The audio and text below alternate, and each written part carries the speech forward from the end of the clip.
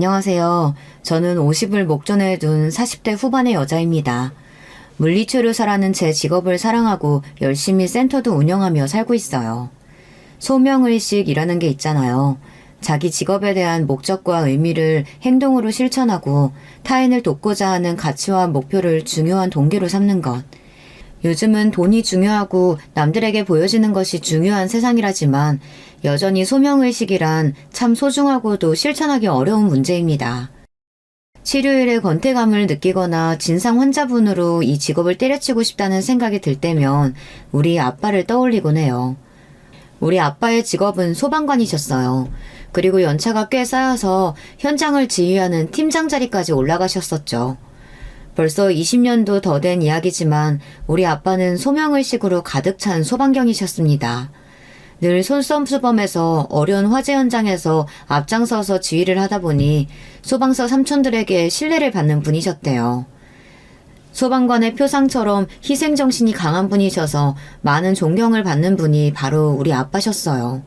아빠는 또 우리 엄마랑 저를 유별나게 사랑하는 분이셨습니다. 전 언니나 동생 없이 외동으로 자라났지만 자상한 엄마와 든든한 아빠와 친구처럼 지내며 외로운 줄 몰랐어요. 엄마는 저를 낳고 나서 2번이나 유산을 해서 그 뒤로는 임신하지 않으셨대요. 제게 동생을 만들어주고 싶었는데 그게 안 돼서 미안하다고 말씀하셨지만 전 정말 좋은 부모님이 계셨기에 아무렇지 않았습니다. 그러나 제가 고등학교 3학년으로 대학 입학시험을 한 달 앞둔 어느 가을이었어요.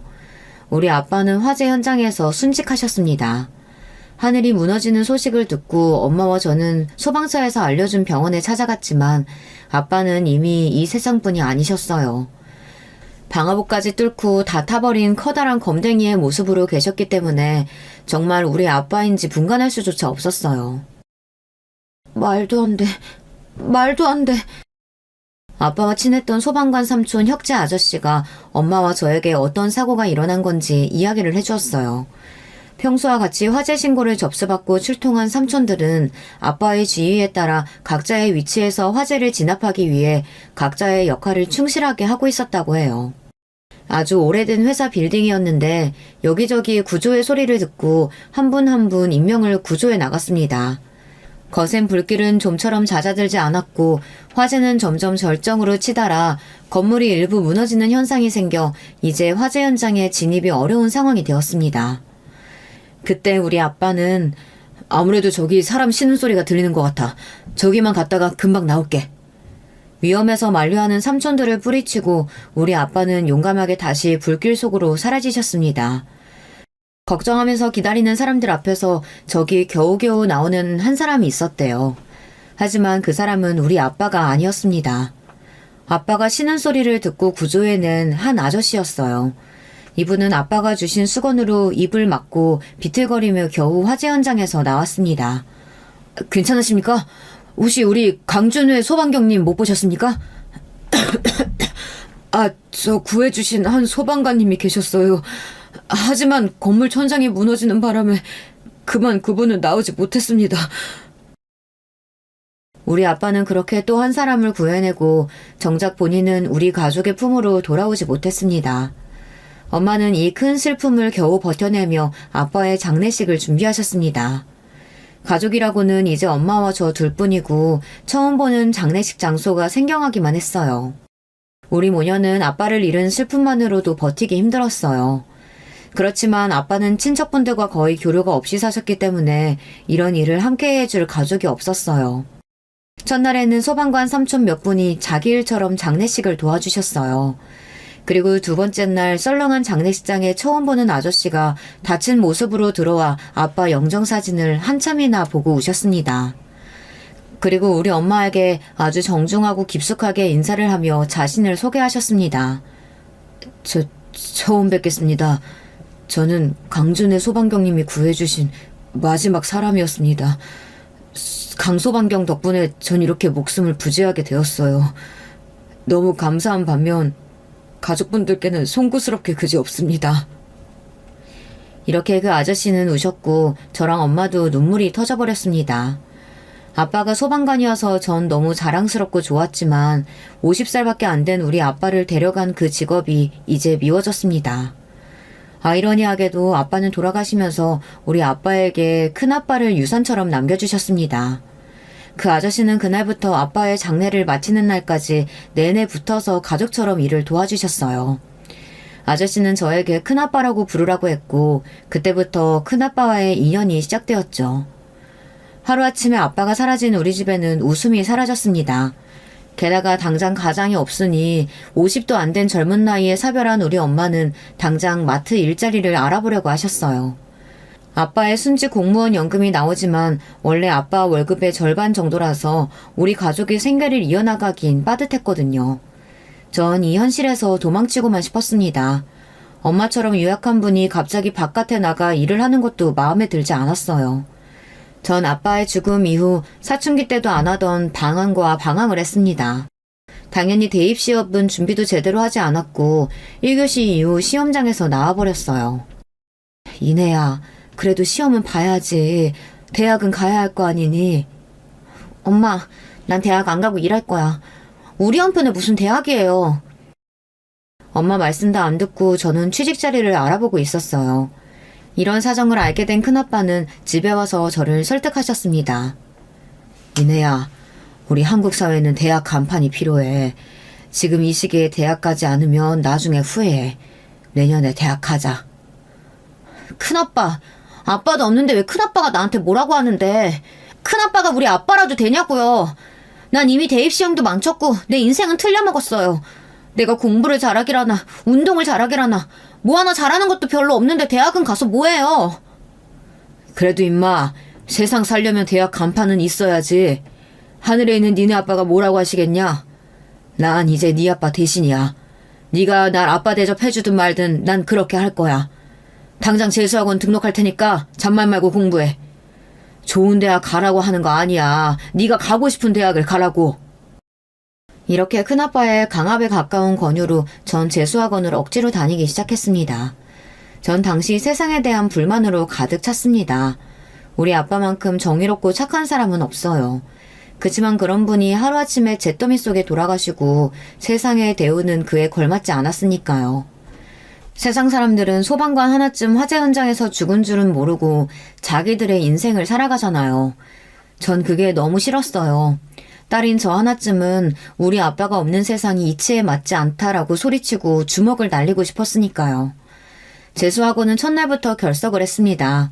제 담당 선생님이 큰아빠에게 연락을 했는지 큰아빠는 저를 찾아내서 억지로 학원 앞에 떨구셨어요. 그냥 학원에 앉아만 있어. 공부하든 엎어져 자든 네 맘대로 하되 넌 아침부터 저녁까지 이 학원에서 한 발짝도 못 나간다. 내가 지키고 서 있을 거야. 큰아빠는 경찰 공무원으로 바쁘신 분이셨지만 정말 그 말씀대로 학원 앞에서 저를 감시하셨어요. 제가 아침에 들어가는 것을 보시고 학원 끝날 시간쯤 절 데리러 오셨죠. 정말 급한 일이 있으실 때는 우리 엄마에게 꼭 학원 앞에 가서 절 지키고 서 있어야 한다고 신신당부를 하셨대요. 이내야, 큰아빠는 참 대단하신 분이야. 엄마도 너 대학 가는 거 어쩌질 못했는데 너희 아빠처럼 널 챙기시는구나. 웬만하면 너도 큰아빠 말씀대로 네가 원하는 대학에 가.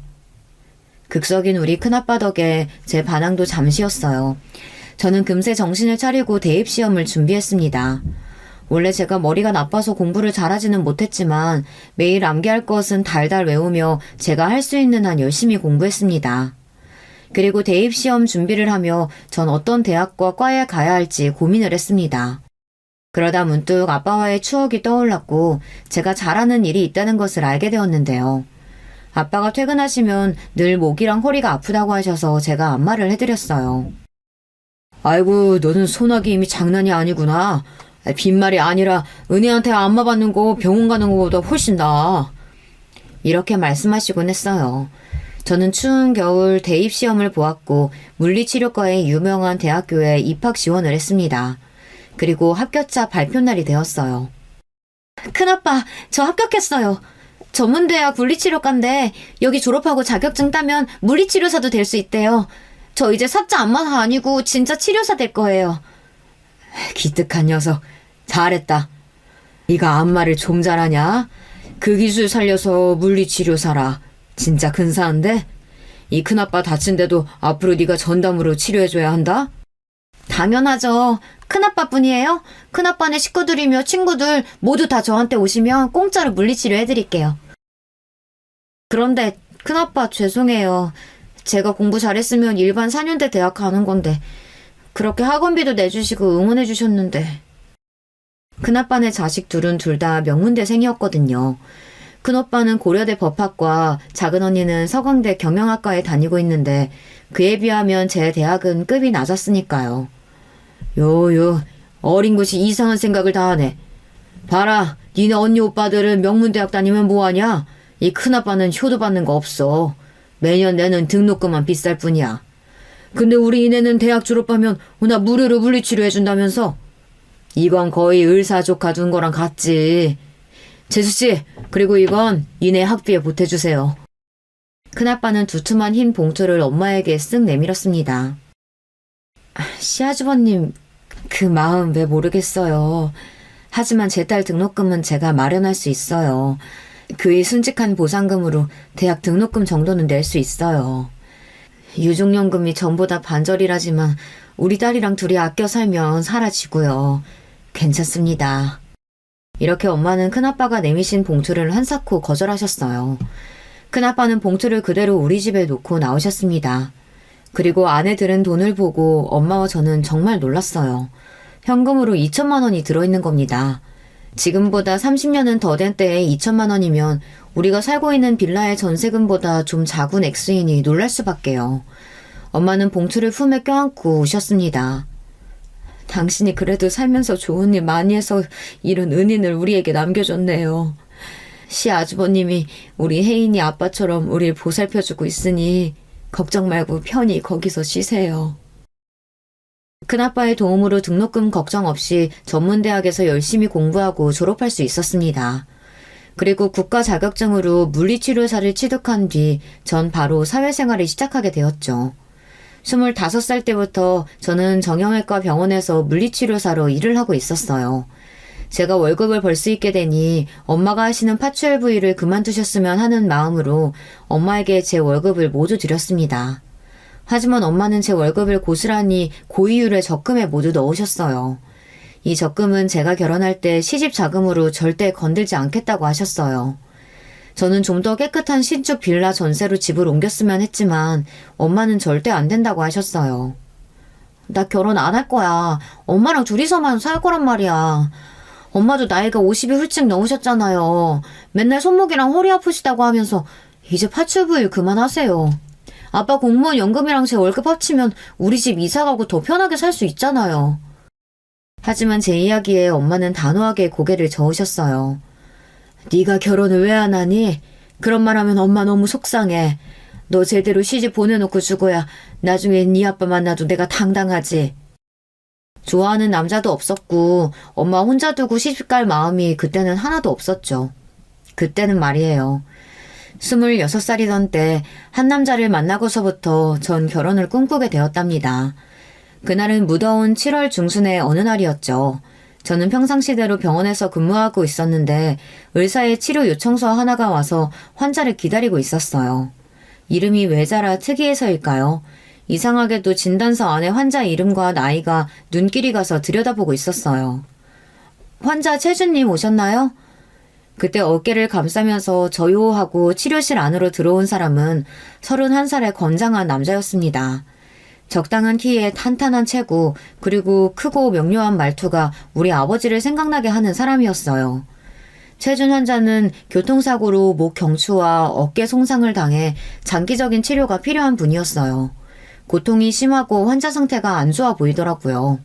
의사의 처방에 따라 온열 마사지 기계를 연결해주며 이야기를 했습니다. 이 기계는 다치신 부위의 통증을 완화하고 회복시키는 기능이 있습니다. 치료 끝나면 제가 다시 들어올게요.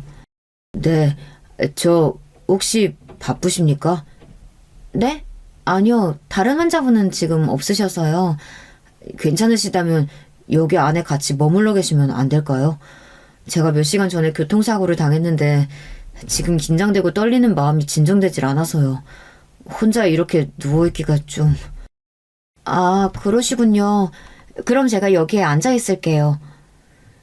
좀 부끄러워하면서도 도움을 필요로 하는 환자분의 얘기에 전 치료받으시는 동안 이런저런 이야기를 하며 환자분 옆에 앉아 있었어요.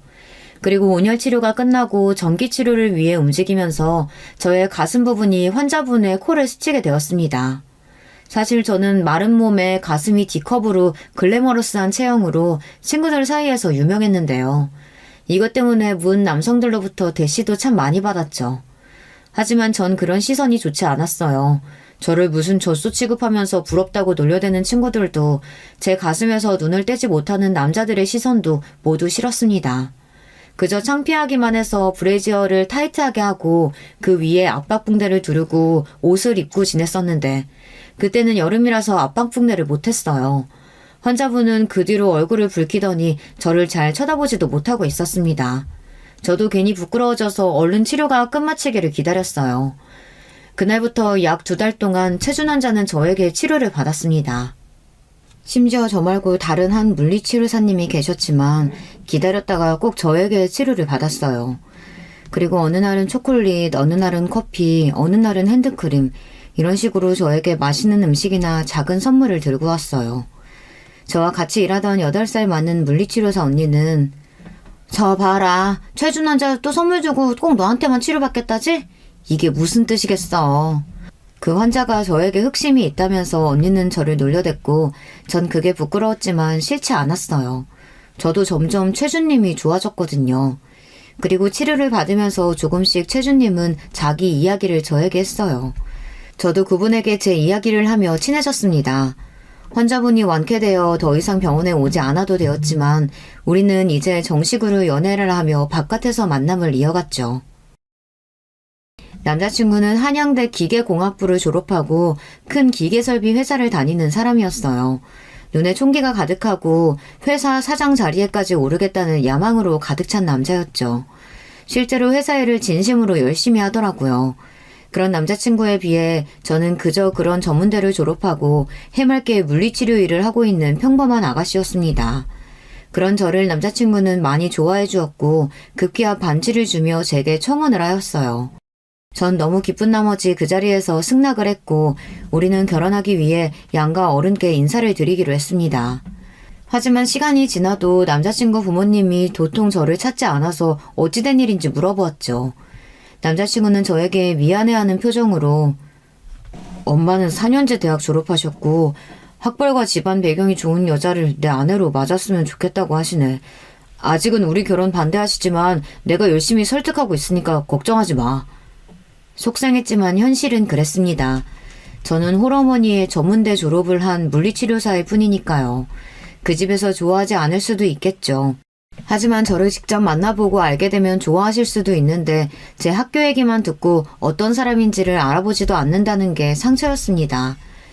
심지어 이분은 남자친구에게 그렇게 결혼하겠다면 너에게 물려줄 유산은 없다고 강경하게 나왔다고 합니다. 예비 시모가 저렇게 나오자 우리 엄마도 이 결혼을 걱정하기 시작했어요. 널 그렇게 반대하는 집안이랑 결혼 안 했으면 좋겠다. 네가 뭐가 아쉬워서 이런 수모를 당해야 하니? 조건이나 간판만 보고 사람 금 나누는 집안과 엮여서 좋을 게 없는 거야. 엄마의 이야기를 듣고 큰아빠도 저를 설득하기 위해 오셨어요. 저는 눈물을 흘리며 호소했죠. 큰아빠, 저도 다 큰 성인인데 제가 선택한 사랑을 할 수 있지 않겠어요? 하루라도 행복하고 눈물 안 나게 예쁜 사랑 할 수 있게 저 응원해 주셨으면 좋겠어요. 결국 큰아빠도 엄마도 제 굳은 의지에 결혼을 허락해 주셨어요. 그리고 남자친구도 오랫동안 설득한 끝에 시부에게서 결혼 승낙을 받아냈죠. 시모는 끝까지 결혼 승낙을 하지 않았지만 결혼식장에 참석하셨으니 허락하신 것으로 보였습니다. 우여곡절 끝에 결혼한 뒤 저는 시부모님을 모시고 남편과 결혼 생활을 시작하였습니다. 50대의 젊은 시모는 여간 깐깐한 분이지 않았어요. 그리고 툭하면 대학도 제대로 안 나온 네가 이런 걸 이해할 수 있겠니? 하며 제 전문대 출신을 꼭 걸고 넘어가셨죠. 그래서 전 좋아하는 남자와 함께 살게 되었지만 삶은 팍팍하고 외로웠습니다. 우리 남편은 워커홀릭답게 늘 회사 일만 생각하는 사람이었어요. 자기 부모, 특히 시모의 말씀에는 절대 복종하는 효자였던 거예요. 그 당시 병원에서 일하면서 일요일 하루만 쉴 수 있었고 무엇보다 임신을 하고 나면 따로 출산휴가를 받기 어려운 것이 현실이었어요. 그래서 첫 아이를 임신하고는 병원 일을 그만두게 되었습니다. 그리고 첫 아들을 낳고 연년생으로 뒤이어 딸을 낳아 남매를 키웠습니다. 그렇게 아이들이 학교에 입학할 때까지 시간이 어떻게 지났는지 모르게 정신없이 살았습니다. 힘든 시집살이에 아이들이 저에게 전부였을 만큼 너무 이쁘고 소중해서 힘을 내었어요. 그러던 중 함께 살던 시부가 돌아가시게 되었습니다. 급성 심근경색으로 새벽에 주무시다가 숨이 멎으셨는데 아침이 되어서야 발견하고 가족들은 급히 병원으로 모셨습니다. 시부는 이미 사망한 뒤였고 검시관님이 오셔서 급성 심근경색 양성을 받아 나왔다는 확인을 받고 시부의 장례식을 치르게 되었어요. 처음 결혼을 반대했었지만 함께 살면서 시부는 점차 저를 며느리로 인정해 주셨어요. 우리 아이를 낳은 날 병원에 오셔서 손주를 안아보시고는 며느라, 손주 낳느라 고생 많았다. 예전에 너가 시집 오는 거 반대했던 거 너희 시모가 하도 고집을 부려서 하는 수 없이 따라준 거야. 그때는 미안했다. 라고 말씀하시며 제 손을 잡아주셨어요. 우리 아빠도 시아버지도 왜 이렇게 일찍 하늘나라에 가버리는 걸까요? 아빠가 없는 저에게 점점 의지가 되는 시부는 또 다른 아빠와 같아 조금 마음의 위안이 되었어요. 그랬었는데 시부가 돌아가신 모습을 보고 전 한참을 통곡하며 울고 있었어요. 하지만 우리는 상주로서 장례식을 준비해야만 했습니다. 그때 시모가 저에게 와서 말했어요. 너 괜히 며느리랍시고 상주 자리 지킬 필요 없다. 너 출신이 좀 그래서 내가 친척들한테 대학 안 나온 건 얘기 못했으니까 그냥 음식이나 나르고 육개장이며 밥이며 떨어지지 않게 그거나 잘 챙겨. 자기 남편이 하루아침에 죽어서 너무 슬픈 나머지 경황이 없어야 할 때 시모는 또 제 대학 이야기를 들먹였습니다.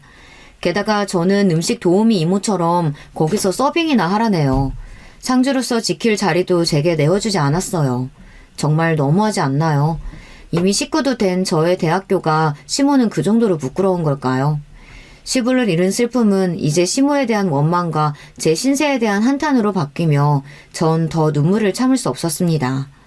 회사 일로 바쁜 남편 말고는 이제 시댁에 시모만 남게 되겠죠.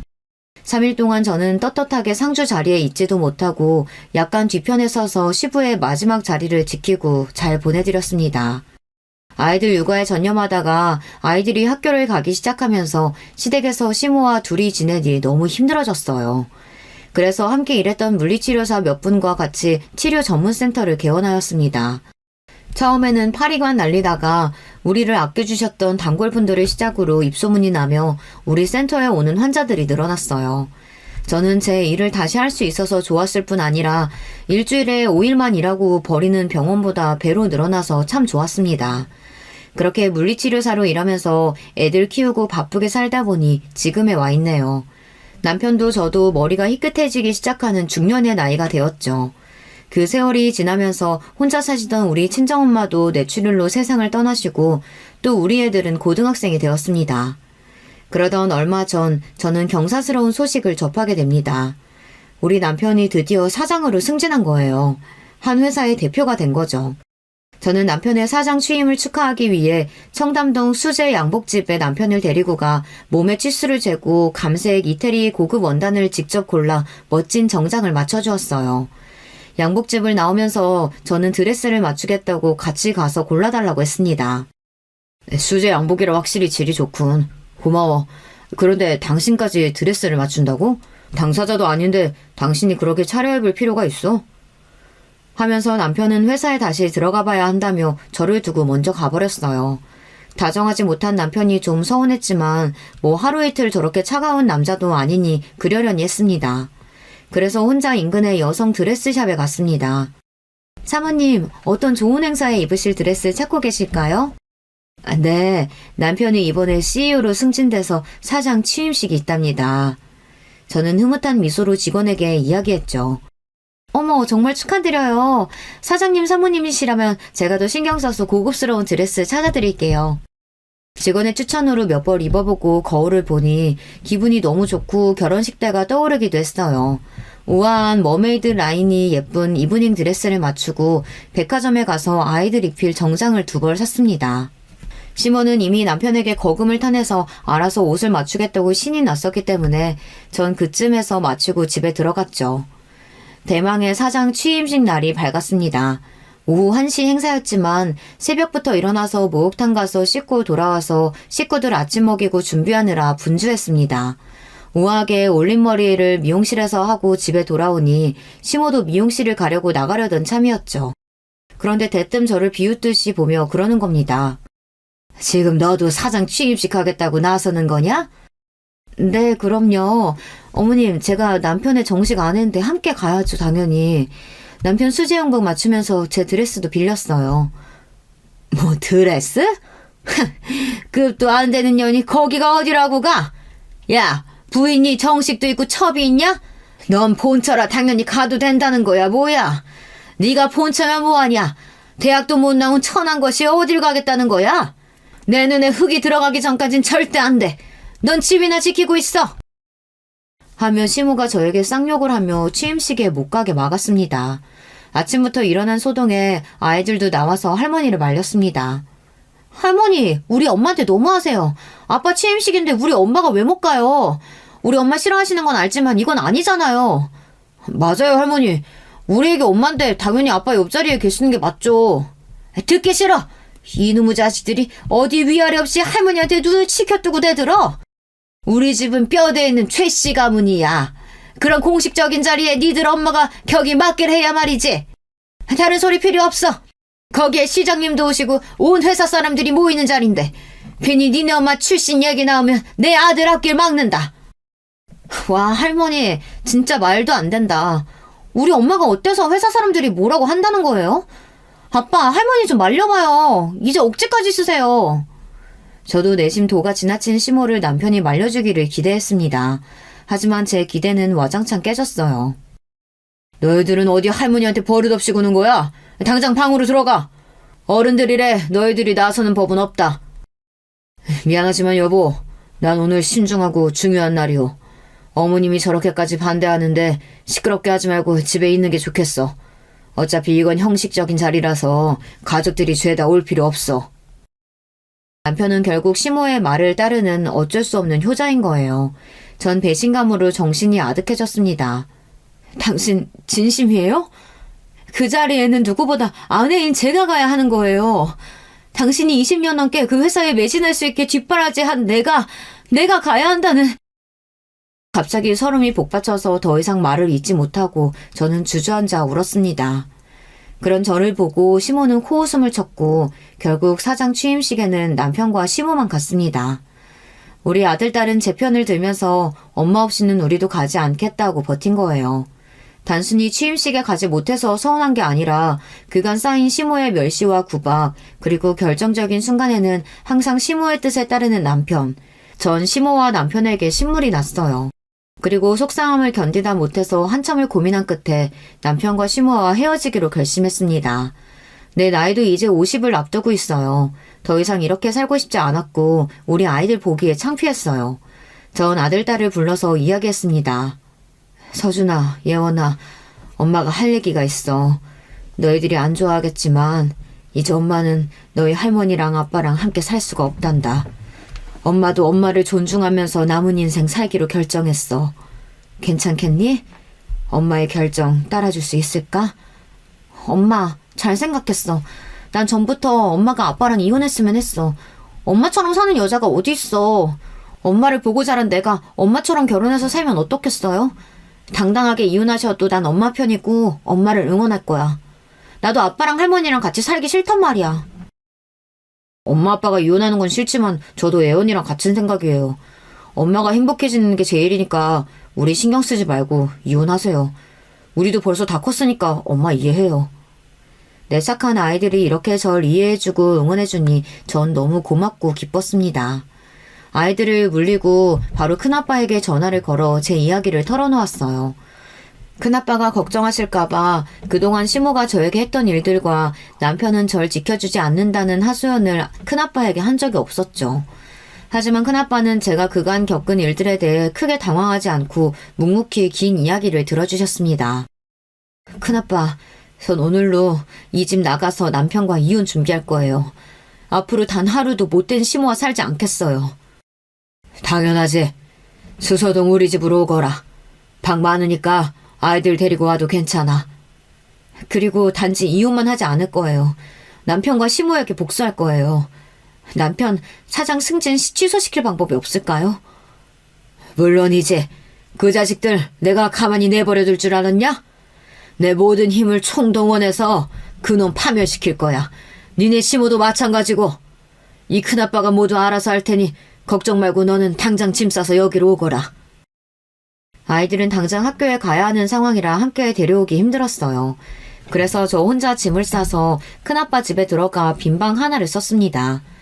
큰아빠는 2년 전에 아내를 상처하셨기 때문에 혼자 50평대 넓은 아파트에서 지내고 계셨어요. 가끔 오빠랑 언니가 들려서 쓰는 방이 3개나 더 있었기 때문에 제가 지내기에도 부족함이 없었죠.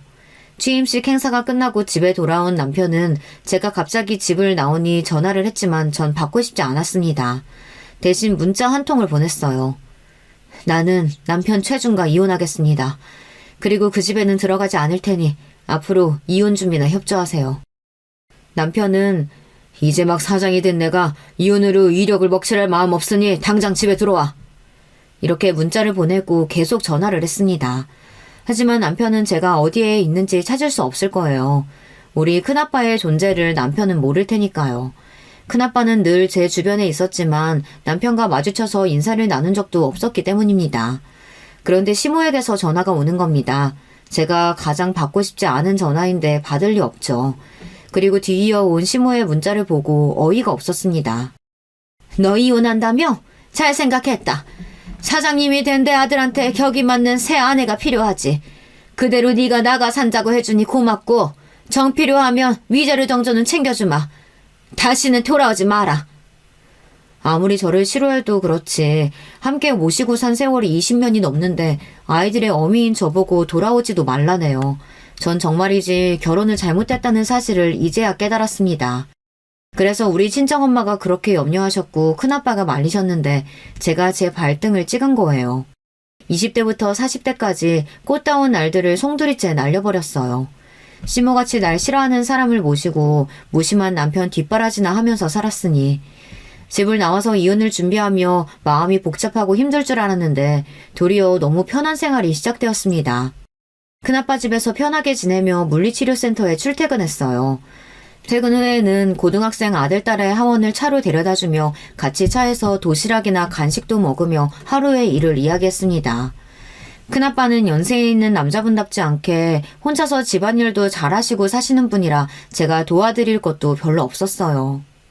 일주일에 2번씩 오는 청소 도우미가 전체적인 청소를 다 하셨고 집은 늘 잘 정돈되어 있었어요. 식사는 반찬과 국이며 찌개가 매일같이 배달오고 본인이 백화점 식당가에서 맛있는 것들로 사와서 냉장고를 채워놓으셨습니다. 그래서 제가 큰아빠에게 해드릴 집안일이라고는 냉장고에 있는 국이나 반찬으로 아침상만 차려드리면 되었고 빨래도 제 것만 따로 하면 되었어요. 전에는 직장 다니면서도 집안일을 하느라 집에서 쉬는 시간이 거의 없었는데 지금은 정말 여가 생활이라는 걸 보내면서 편하게 지냈습니다. 아이들은 학원 데려다주면서 매일 얼굴 보고 보기 싫은 시모도 남편도 함께 있지 않으니 제 마음이 그렇게 편할 수가 없었죠. 이건 모두 우리 큰아빠 덕분이었습니다.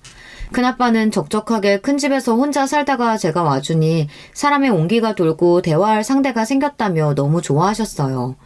하지만 시댁은요, 제가 나오고 나니 늙고 게으른 시모가 집안일을 대신하지도 않았고 남편과 시모는 아주 불편하게 지내고 있다고 들었습니다.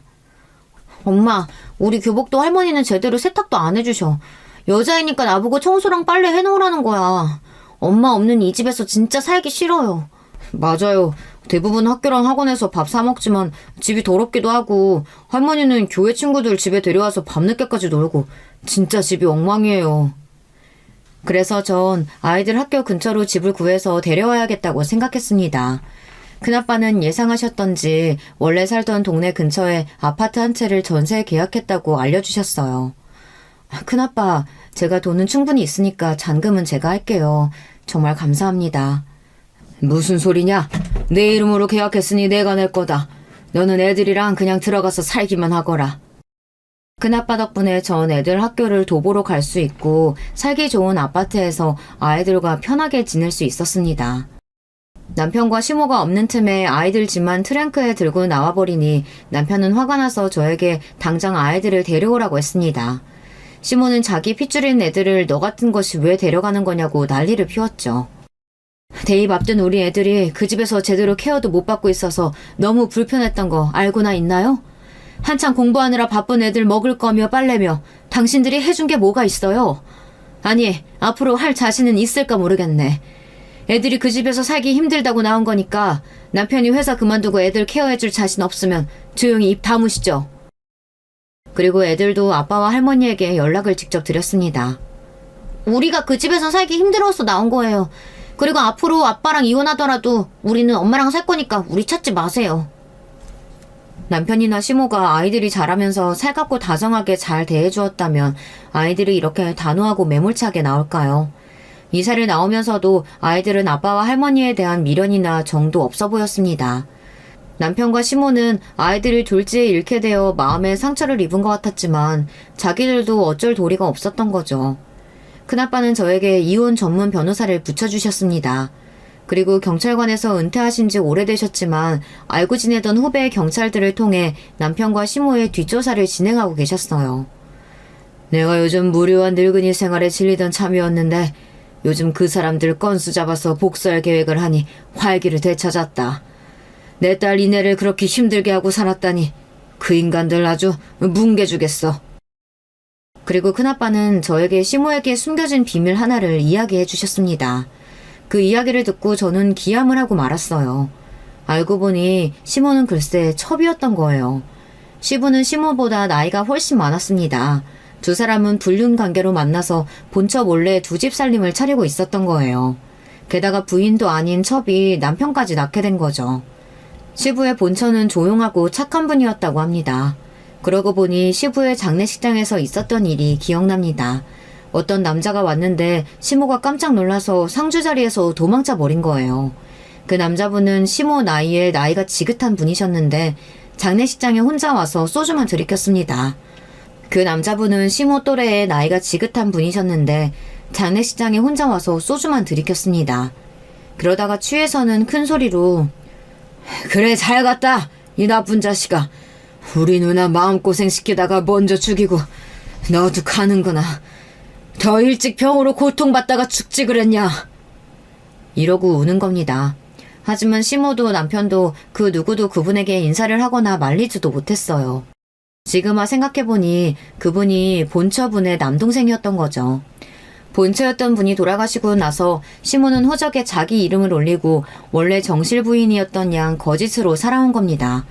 그래놓고 제가 4년제 대학 못 나오고 홀어머니 밑에서 자랐다는 이유로 저에게 천한 출신이라고 구박을 했다니 정말 내로남불이네요.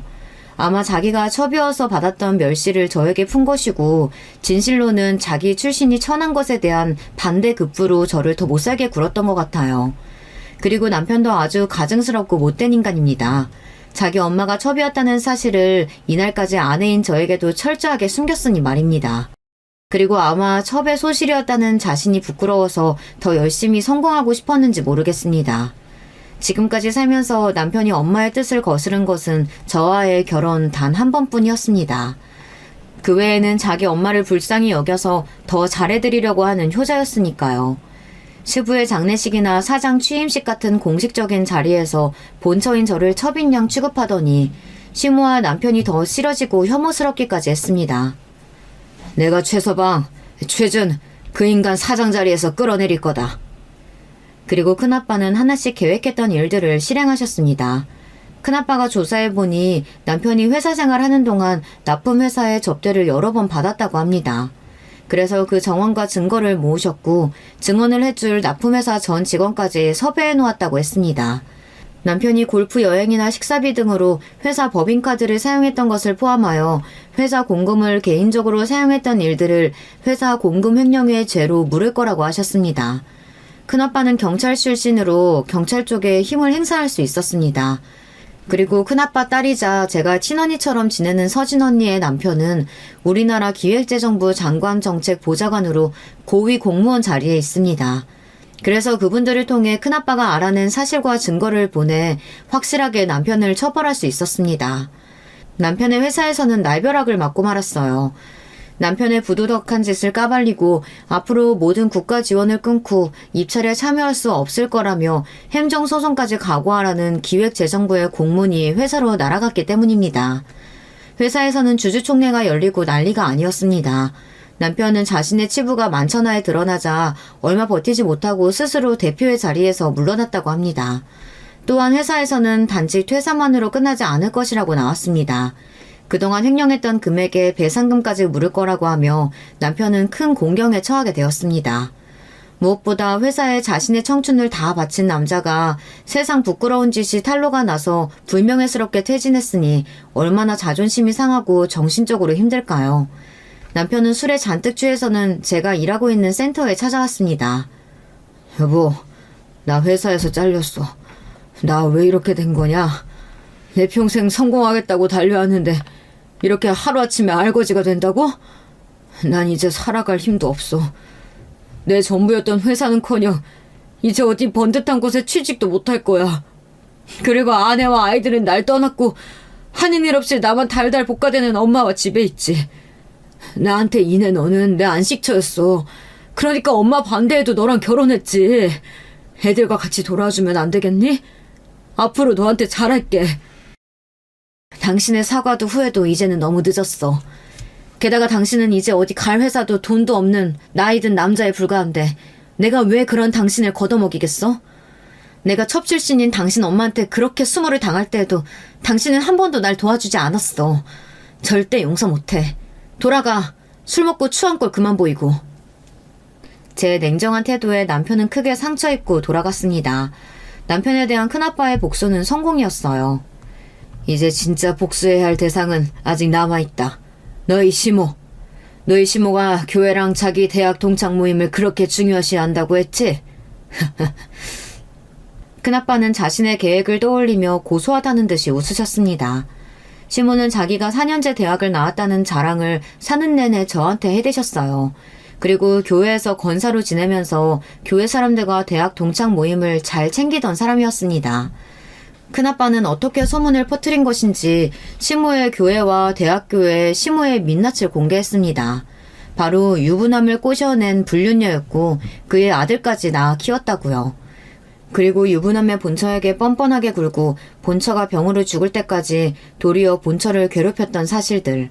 자기가 첩 출신이었다는 것도 숨기고 며느리를 봐놓고선 도리어 천한 출신이라며 며느리를 내쫓은 일 모두가 알려지게 되었어요. 시모는 너무 부끄러워서 교회와 각종 모임을 끊고 집에 알아누웠다고 합니다. 그리고 우리 집을 어떻게 알아냈는지 찾아와서 분풀이를 하더군요. 너냐? 내가 첩이었다는 거 어떻게 알아내서 동네방네 소문낸 것이 그 요사스러운 넌이 너냐고? 네가 네 하늘같은 서방 회사에도 꼰지르고 다 한 거야?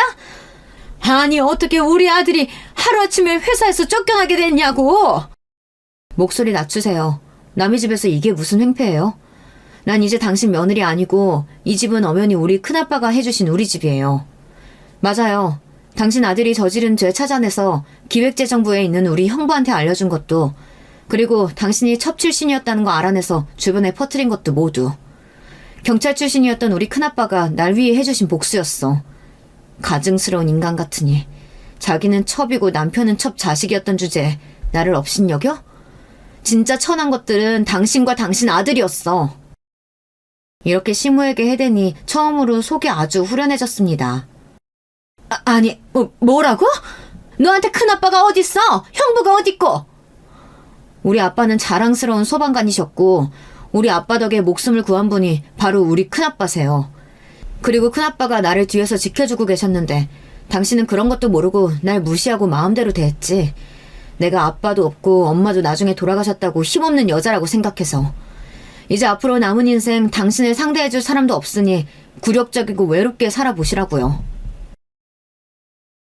제 얘기에 시모는 발끈해서는 집안의 물건들을 던지며 악다구니를 썼습니다. 그렇게 겉으로만 고상 떨던 시모는 자기 본색을 드러내었죠. 첩 출신다운 행동이지 않을 수 없었어요. 포악해진 시모의 모습에 놀란 우리 아들은 경찰에 주거침입죄로 신고를 했고 경찰들에게 시모는 끌려나갔습니다. 자기 손자가 경찰 신고를 해서 끌려가다니 정말 시모는 밑바닥 아래로 추락해버린 신세가 되어버렸죠. 그렇게 큰아빠는 저를 위해 남편과 시모에게 복수를 해주었어요. 직업도 잃은 남편은 저의 이혼 요구에 맞설 힘도 능력도 없었습니다. 저는 남편이 불쌍해서 재산 분할을 요구하지도 않고 우리 애들의 친권과 양육권만 가져왔어요. 우리는 그렇게 이혼을 합의했습니다. 오랜만에 보는 남편 얼굴은 몰라보게 수척해졌습니다. 요즘은 술도 줄이고 아파트 관리소에 취직해서 지낸다고 들었습니다. 밖에 나가 돌아다니는 사람들에게 아들 자랑하기 바빴던 시모는 이제 사는 낙도 없이 집안에 콕 박혀서 신세 한탄만 하고 있다고 하네요. 그리고 남편은 그런 시모가 원망스러워서 따로 살자고 시모에게 이야기를 했다고 합니다. 그렇게 돈독했던 모자 관계도 금이 간 모양이에요. 남편은 헤어지면서 저에게 진심으로 사과를 했습니다. 그동안 내가 미쳤지. 당신이 얼마나 나한테 소중했는지, 우리 가족에게 꼭 필요한 존재였는지 너무 가깝게 있어서 미처 모르고 살았어. 효도만 중요한 줄 알고 엄마만 감싸고 도느라 너한테 못할 짓 많이 했더라. 미안하다. 너를 더 이상 붙잡을 수 없는 건 난 이제 능력도 없는 놈이고 너무 미안해서야. 이제 나를 떠나서 잘 살았으면 좋겠다. 양육권은 없지만 애들은 자유롭게 만날 수 있겠지? 아직은 애들이 날 멀리하고 싫어하는 것 같지만 애들한테도 이제 잘해보려고. 그런 남편이 불쌍해 보였고 전 아이들에게 잘 대해주고 좋은 사이가 되어보라고 이야기했습니다. 그리고 남편도 시모랑 건강히 잘 지냈으면 좋겠다고 작별 인사를 했습니다. 저는 이제 중년의 이혼녀로 하루하루를 살아가고 있습니다. 하지만 결혼 생활은 정말 힘들고 지긋지긋했기에 혼자인 지금이 참 좋습니다. 제 일도 있고 아이들도 함께 있으니 더 바랄 게 없었어요. 우리 아빠는 젊은 나이에 돌아가셨지만 큰아빠를 저에게 남겨주고 가셨습니다. 큰아빠는 우리 아빠처럼 저를 든든히 지켜주는 고마운 분이세요. 제 남은 인생 동안 아이들 대학 잘 보내고 키우면서 큰아빠 뒷바라지하면서 그렇게 살고 싶습니다. 큰아빠도 나이가 어느덧 80을 바라보고 계시고 당뇨와 혈압 그리고 허리 디스크까지 지병을 갖고 계시거든요. 큰아빠 집에 주말이면 가서 서진 언니랑 셋이서 맛있는 외식도 하고 나들이도 하면서 그렇게 지내고 있습니다. 서진 언니는 혼자가 된 우리 아빠를 친딸인 자기보다 더 잘 챙겨줘서 고맙다고 했어요. 나중에 아이들이 독립하고 나면 서진 언니랑 같이 큰아빠를 곁에서 모시면서 살자는 약속도 했습니다. 우리 남편의 효도로 저는 참 힘들었지만 사람에게 은혜를 갚고 효를 다하는 일은 정말 중요한 일이잖아요. 여러분도 부모님이 살아생전에 계시다면 정말 있는 힘껏 잘해드리세요. 제 험난했던 결혼과 이혼 이야기는 여기서 끝낼게요. 저의 이야기가 지루하거나 재미없지는 않았을까요? 혹시 제 사연이 채택되어 유튜브 영상에 올라온다면 참 좋겠네요. 그럼 여러분 안녕히 계세요. 여러분, 두 번째 사연 시작하기 전에 좋아요, 구독 꼭 눌러주실 거죠? 그럼 두 번째 사연 바로 시작합니다. 안녕하십니까. 저는 대학병원에서 근무하고 있는 의사입니다. 저희 가족은 저, 약국을 운영하는 아내, 장난기 많은 초등학생 두 아들, 그리고 어머니와 함께 살고 있어요. 원래는 한 집에서 5 식구가 살았는데 얼마 전 이사를 하면서 어머니께서는 1층에, 저희는 2층에서 생활하게 됐어요. 저와 어머니 사이는 조금 각별해요. 저를 낳아주신 어머니는 아버지의 도박 중독을 견디지 못하고 돌도 되지 않은 저를 두고 도망을 가셨죠.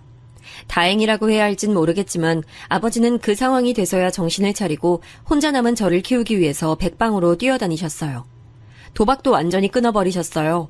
덕분에 저는 초등학생이 되기 전까지 늘 공사장을 전전해야 했답니다. 지금의 어머니를 만난 건 제가 초등학교 입학을 앞두고 있던 시점이었어요. 공사장 식당에서 음식을 해주시던 이모였는데 절 정말 예뻐해 주셨어요. 좀 더 자라서 알게 됐지만 남편이 바람이 나서 이혼을 하고 공사장의 식당에서 일하고 계셨다고 하더군요. 어머니는 당시 식당 빈 의자에 앉아있으면 늘 맛있는 간식을 쥐어주시며 책을 읽어주셨어요. 학교 들어가기 전에 글자를 익힐 수 있던 건 다 어머니 덕분입니다.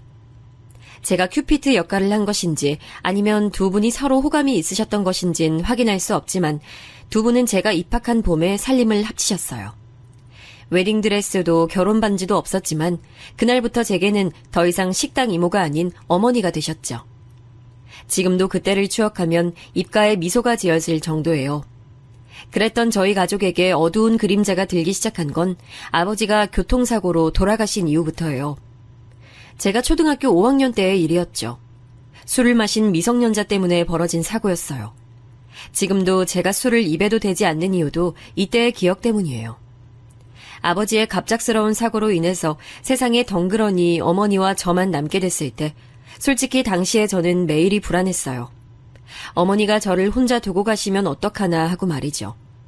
피도 섞이지 않은 아들이란 짐이 될 게 뻔했으니까요. 그래서 잠도 제대로 자지 못했고 어머니가 가시는 곳이라면 어디든 따라다녀야 했죠.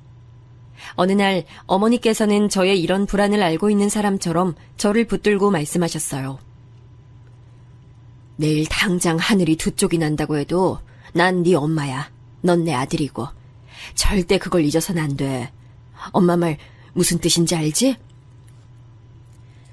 저는 너는 내 아들이다 라는 그 말이 얼마나 가슴에 와닿았는지 모릅니다.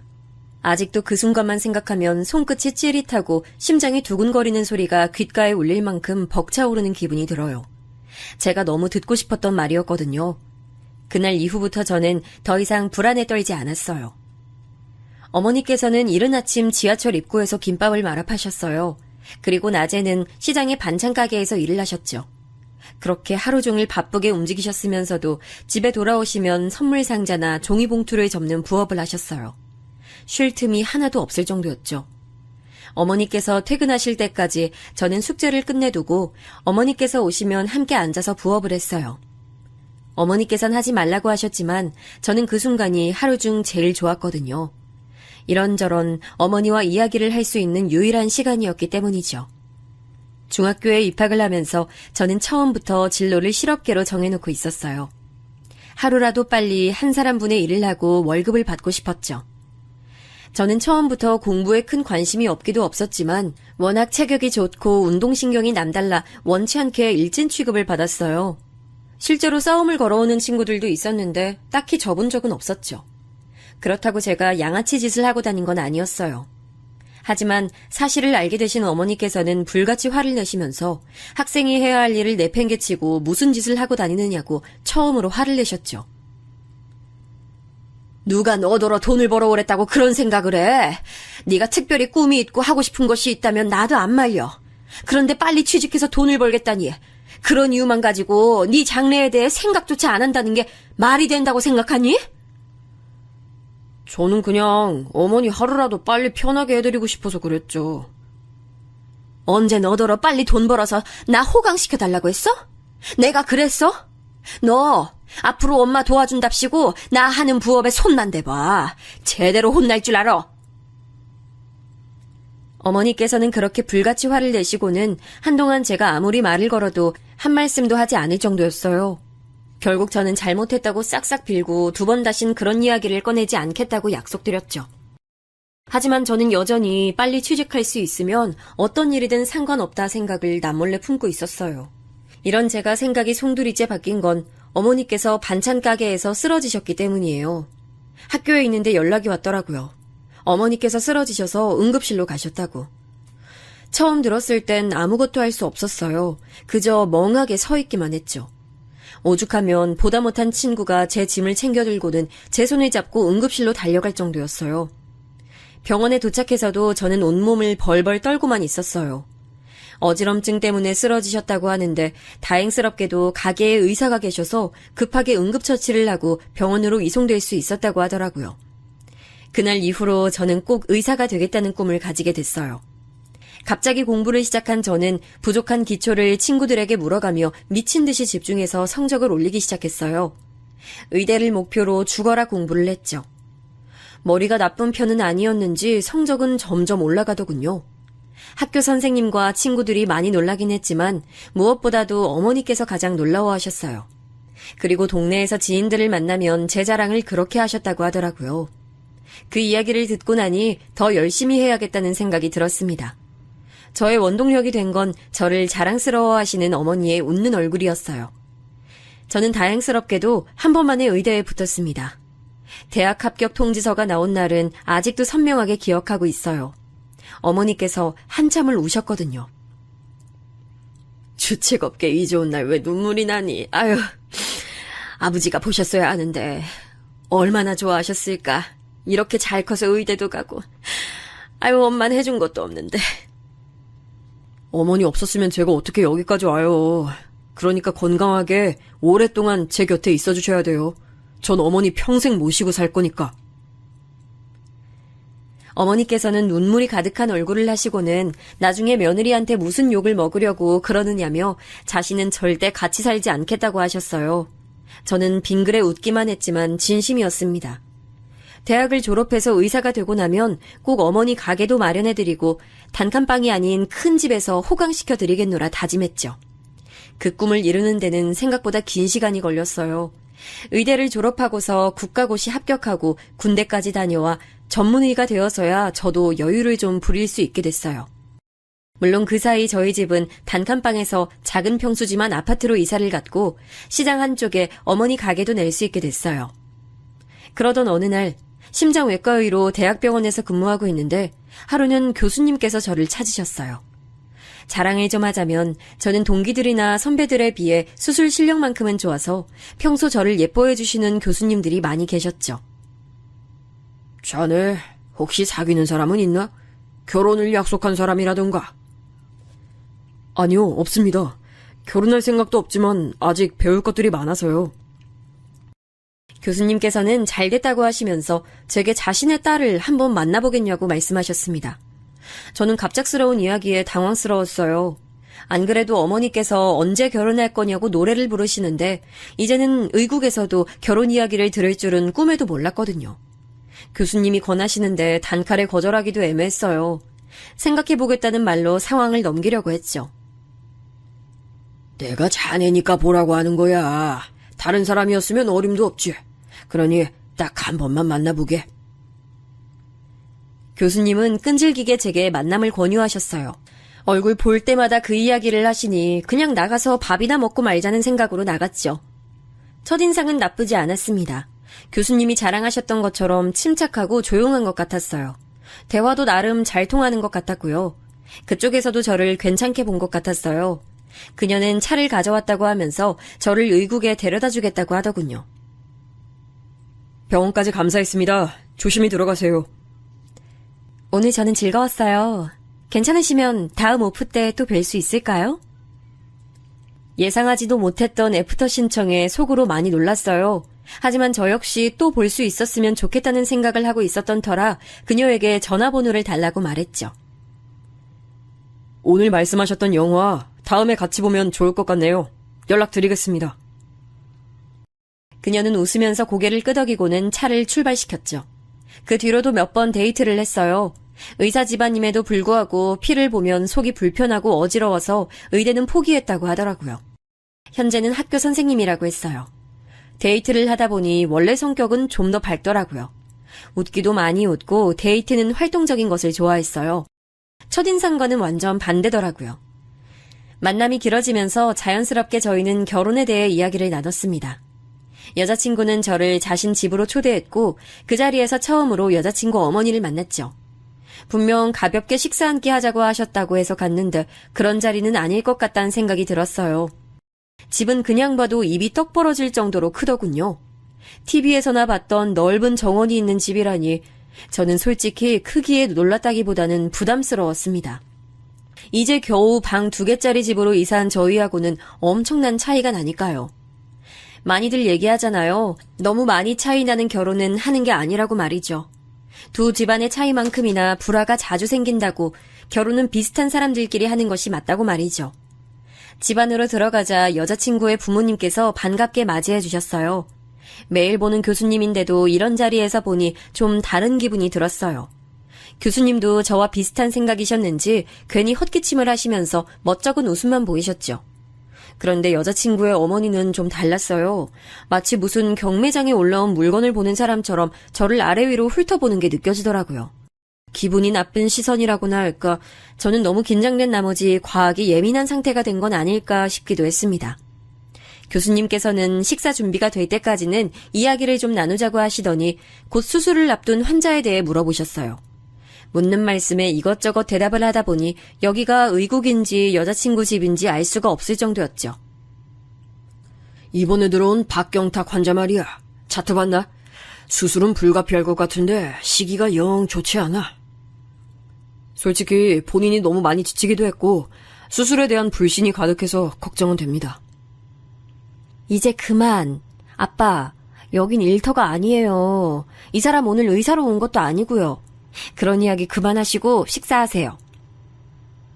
한창 이야기에 열을 올리려던 시점에 귀신같이 여자친구가 끼어들어서는 식사 준비가 되었다고 했죠. 또 한 번 놀랐습니다. 처음 보는 음식들도 있었지만 분명 알고 있는 음식인데도 처음 보는 비주얼을 하고 있는 것들도 있었죠. 식사 시간은 음식을 제대로 입에 넣고 있는지가 의문일 정도로 불편했습니다. 특히 저를 바라보는 여자친구 어머니의 시선은 아까보다 좀 더 노골적이라고나 할까요? 먹는 저를 빤히 보기도 하고 중간에 혀를 차는 소리도 들렸죠. 이때부터 저는 여자친구 어머니께서 제게 좋지 않은 감정을 가진 게 분명하다고 확신이 들었습니다. 그럼 새어머니랑 둘이서 살고 있단 말이네요? 친엄마 소식은 모르고? 찾아볼 생각은 한 번도 안 했어요?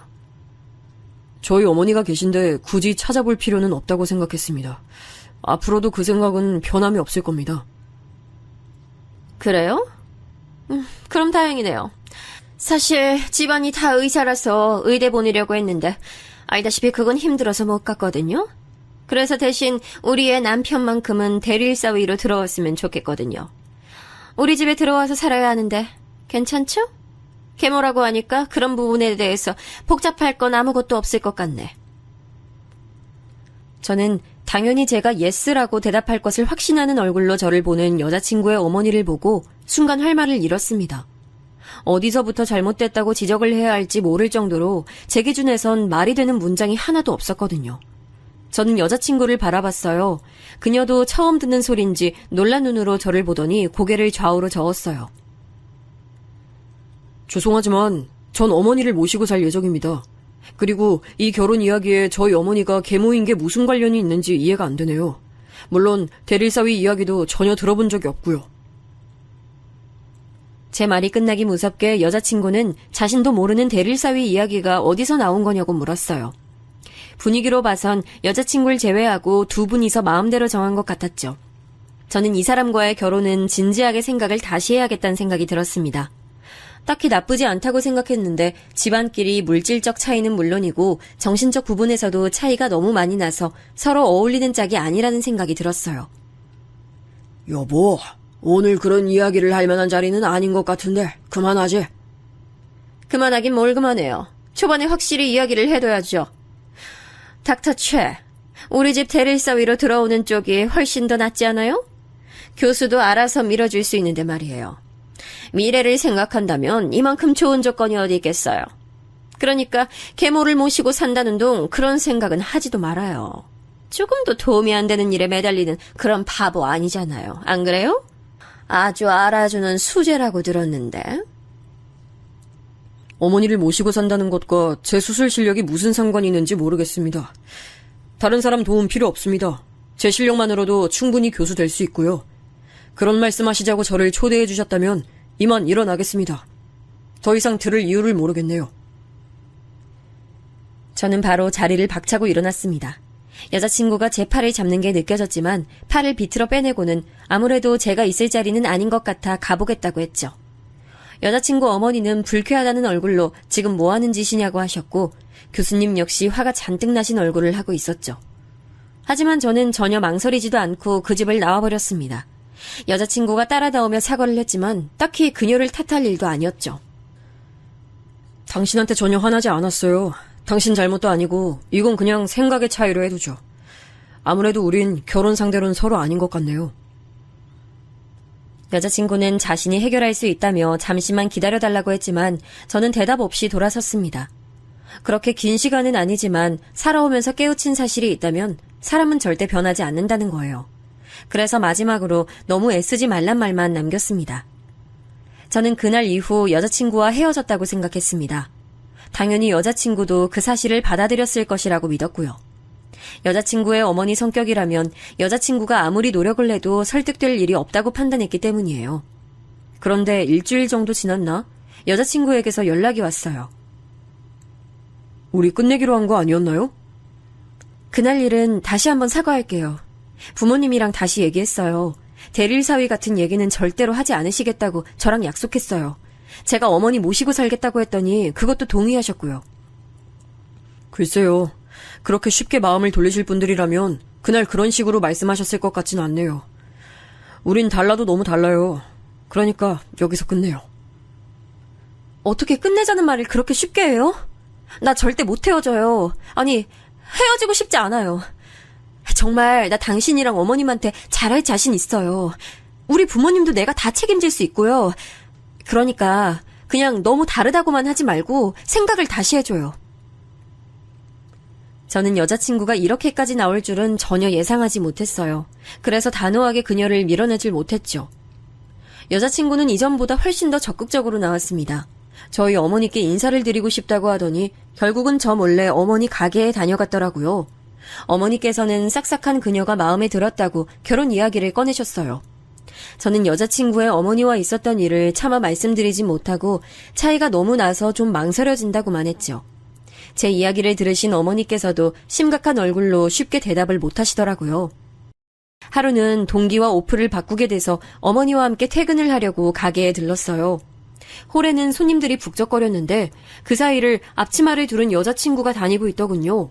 너무 어이가 없어서 여기서 뭐 하는 거냐고 물었어요. 방해되니까 거기 서 있지만 말고 여기 이 주문서나 어머니께 가져다 드려요. 여자친구는 제 등장에 잠깐 당황하는 것 같더니 능숙하게 방금 받은 주문서를 쥐어주고는 계산을 요청하는 손님에게로 가더군요. 어머니, 이게 다 무슨 일이에요? 어머니께서는 쉬는 날도 아닌데 이 시간에 무슨 일이냐고 하셨어요. 이 상황이 이해가 되지 않던 저는 우선 주문서를 넘겨드리고는 왜 여자친구가 와 있는 것인지 물었죠. 너한테 말 안 했어? 저번 주부터 제일 바쁜 시간에 와서는 저렇게 도와주고 있어. 아유, 너는 아는 줄 알았는데. 그런데 좀 의외더라. 부잣집 공주님으로 자라서 아무것도 못할 줄 알았는데 저기 좀 봐. 아휴, 얼마나 손이 빠르고 야무진지 볼 때마다 놀랍다니까. 어머니 말씀에 여자친구를 바라보던 저도 크게 다르지 않았어요. 너무나도 생소한 모습에 적응이 잘 되지 않을 정도였죠. 손님이 빠져나가고 여자친구는 집에 가봐야겠다고 말했어요. 저는 어머니께 데려다주고 오겠다고 했죠. 의외네요, 아주. 이런 일 처음 해봤을 텐데 저보다도 더 잘하시고. 할만하던데요? 재밌기도 하고. 어머님 음식 솜씨가 정말 좋으시잖아요. 다들 맛있다고 하는데 기분 좋더라고요. 분위기에 취한 거죠. 저도 모르게 말도 많이 나오고 지금도 그렇잖아요. 저는 여자친구에게 부모님들은 다 알고 계시냐고 물었어요. 여자친구는 앞으로 우리들 일에 일절 관여하지 않으시겠다는 확답을 받았으니 상관없다 했죠. 하지만 어디 그게 정말 상관없다는 소리겠습니까? 제가 별 말을 하지 않자 여자친구는 답답하다는 듯 말을 이어갔죠. 자꾸 차이가 너무 난다, 달라도 너무 다르다고 하는데 당신은 너무 중요한 걸 잊고 있는 것 같아요. 결혼은 우리를 먼저 생각해서 결정해야죠. 다른 사람이 아니라. 너무나도 자신감 넘치는 여자친구의 이야기에 저는 이 사람을 믿어보자는 생각이 들었어요. 그래서 헤어질 때 정식으로 상견례 자리를 만들어보자고 했죠. 여자친구는 엄청 기뻐하면서 우리는 행복할 수 있을 것이라고 했습니다. 상견례 날짜를 잡고 얼마 있지 않아서 여자친구는 제게 어머니와 쇼핑을 좀 다녀와도 되겠냐고 했어요. 어머니께 상견례에 대해 말씀드렸을 때 그날 입어야 하는 옷에 대해서 걱정을 좀 하시더라고요. 저도 어떻게 해야 할지 몰라서 난감했는데 이렇게 먼저 이야기를 해주니 고마운 마음이 들었죠. 상견례 날 어머니께서는 잔뜩 긴장한 얼굴을 하셨어요. 손에 땀이 뚝뚝 흐를 정도였죠. 저는 어머니께 너무 긴장하지 마시라 말씀드리고는 예약한 곳으로 들어갔습니다. 여자친구와 그녀의 부모님은 벌써 와 계셨어요. 일찍 도착을 했다고 하시면서 어머니께 정중히 인사를 하시더군요. 저는 여자친구의 어머님을 바라봤습니다. 어떤 생각을 하시는지 전혀 모를 얼굴로 처음 뵙는다고 말씀하셨죠. 음식을 먹으면서 가벼운 대화가 오갔습니다. 주로 이야기를 하는 쪽은 교수님과 저였죠. 중간중간 저희 어머니와 여자친구도 이야기에 참여했고요. 하지만 여자친구의 어머니는 추임새를 넣는 것이 전부일 뿐 한마디도 하지 않으셨죠. 저는 슬슬 뭔가 불안한 기분이 들었습니다. 아드님을 참 잘 키우셨어요. 수술 실력이 엄청 뛰어나다고 교수님들 칭찬이 자주 하더라고요. 아주 뿌듯하시겠어요? 제가 뭘 한 게 있겠어요. 혼자 잘 커져서 고맙죠. 저는 우리 아들이 자랑스럽지 않은 순간이 키우면서 단 한 번도 없었거든요. 어머니께선 기특하다는 얼굴로 저를 바라보시면서 제 손을 잡아주셨어요. 몽글몽글한 기분이 들었지만 이 기분이 나쁘지 않았어요. 그때였어요. 충분히 그러실 수 있죠. 겨우 김밥이나 말 줄 아시는데 아드님 잘하는데 무슨 도움이 되셨겠어요. 앞길이나 안 막으면 다행이지. 아이 정말이지 아무리 배운 것 없이 사셨다고 해도 그렇지. 아유. 여자친구 어머니 말씀에 상견례장은 삽시간에 얼어붙었죠. 어머니께서는 본인이 무슨 소리를 들었는지 모르겠다는 표정을 하셨고 교수님은 경악하시면서 여자친구 어머니의 팔을 거칠게 잡으면서 조용히 하라고 하셨죠. 저는 얼굴에 열이 올라왔어요. 여자친구 어머니는 아랑곳하지 않으셨어요. 그렇잖아요. 아니 자기 고생했다고 이제 대접 좀 받고 싶으신 모양인데 그렇게 나오시면 아드님 앞길만 막는 거예요. 대릴사위로 저희 집에 보내시면 저희 집에서 어련히 알아서 챙겨드릴까. 혹시 친아들도 아니라고 들었는데 그래서 이렇게 앞길을 사사건건 막으려고 하시는 거예요? 어머니께서는 여자친구 어머니 말이 이어질수록 고개도 들지 못하고 가만히 계셨어요. 그런 모습을 보고 있자니 온몸이 떨렸죠. 제 속에선 화산이 수없이도 터졌고 머릿속은 엉망이 됐어요. 여자친구가 억지로 그녀의 어머니를 밖으로 끌어내려는 게 보였어요. 여자친구 어머니는 오히려 그런 여자친구에게 바보 같은 짓 하지 말라고 다그치셨죠. 이 바보 같은 거 사. 네가 무슨 시집살이를 한다고 그래. 내가 널 어떻게 키웠는데. 그리고 내가 무슨 틀린 말 했어? 아우 이것 좀 놔. 아직 엄마 말 다 안 끝났어. 아들 앞날을 위해서라도 뭐가 좋은진 알아야 할 거 아니야. 모르시는 것 같아서 내가 알려주겠다는데 네가 왜 더 난리야? 상견례장은 금세 아수라장이 됐죠. 교수님께서는 조용히 못하냐고 소리를 지르셨지만 소용이 없었고요. 밖에서도 웅성거리는 소리가 났어요. 저는 어머니께 일어나시라고 말씀드렸죠. 어머니께서는 다리에 힘이 풀리셨는지 휘청거리셨습니다. 아직 제 얘기 끝나지도 않았는데 지금 뭐 하시는 겁니까? 어디 대답 좀 해보세요. 제가 틀린 말 했나요? 저희 어머니 눈가는 금세 붉어지셨어요. 어머니 앞이라 참으려고 노력했는데 그 모습을 보니 참아지지 않았죠. 적당히 좀 해요, 엄마. 그런 식으로 말씀하지 말라고 했잖아요. 왜 그러세요, 진짜! 여자친구가 소리를 높이며 말렸지만 여자친구 어머니는 귀를 닫은 모양인지 자꾸만 저희 엄마에게 자기가 틀린 말을 했냐며 되묻기만 하셨죠. 저는 그만 좀 하시라고 아무래도 없던 일로 하는 게 맞는 일 같다고 말씀드렸지만 그녀의 어머니는 뭘 그렇게 비싸게 구느냐고 하시더군요. 대릴사위로 들어오기만 하면 차기 교수 자리까지 책임을 진다고 하는데 뭐가 더 필요해서 이렇게 나오는 건지. 아이 속 시원하게 요구사항 있으면 이야기를 해요. 마음에도 없는 소리 하지 말고. 그냥 나가려던 저는 결국 화를 참지 못하고 예전 불량했던 그때로 돌아가 상위에 있던 접시 중에서 가까이에 있던 것을 들어서는 그대로 벽으로 던졌습니다. 힘 조절을 잘못했는지 생각보다 세게 날아가 여자친구 어머니 쪽으로 날아가더니 벽에 부딪혀 산산조각이 났죠.